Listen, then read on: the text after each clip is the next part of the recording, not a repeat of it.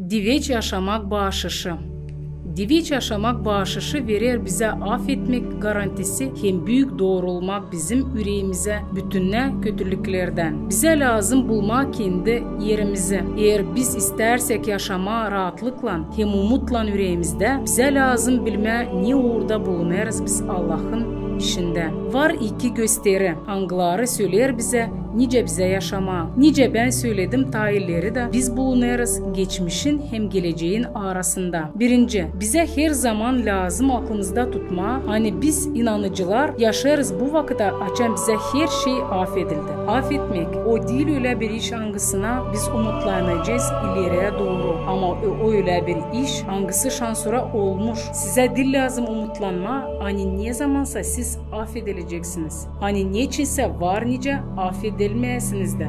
Niçin? Çünkü sizin affedilmeniz bütününe başarıldı İsus Hristos'un kruçasında. Gerçekten bir kurban, günahsız bir kuzu gibi uydu Allah'ın istediğine. Da bu kurbanın hatırıyla biz paklandık Allah'ın önünde. Daşan sonra hak etmeyiz o cezayı, hangisi bizi beklerdi. Bunun için bize hiç dil lazım korkma. Hani bizim bozukluğumuz için Allah bizden dönecek. Bize dil lazım saklama kendi günahlarımızı. Bize hiçbir şey dil lazım yapma. Hani çevirme Allah'ın bakışını kendimize. Bize dil lazım yapma. Hani biz daha iyiyiz. Ne kadar alizden. Bize dil lazım gösterme kendi doğruluğumuzu. Dil lazım korkma. Hani ne vardı bizim yaşamamızda ileriden çıkacak yüze. Biz dil lazım ölçelim kendi günahlarımızı. Alemin günahlarından. Bunlar hepsi karşı koyar Evangeliye. Çünkü biz şansora affedildik. İkinci, lazım anlama. Hani biz bütünle düzülmedik daha. Onlar daha gelecekte. Doğru. Biz kabul ettik affedilmeyi. Ama biz daha dönüşmedik ki ona. Kim verdi bize kurtuluşu? Günah daha yaşar bizim içimizde. Bizim yüreğimizde gidereceğin. Dolayımızda her şey bozulmuş halinde. İsus Hristos'un kruçası verir bize o garantiyi. Hani ne bozuldu bizim yaşamamızda? Onlar hepsi düzelecek. Ama bunlar daha olmadı. Bunun için sevinerek o affetmeye hem o rahatlığa korkudan hani biz var nasıl her şeyi bozalım, biz lazım akıllı yaşayalım.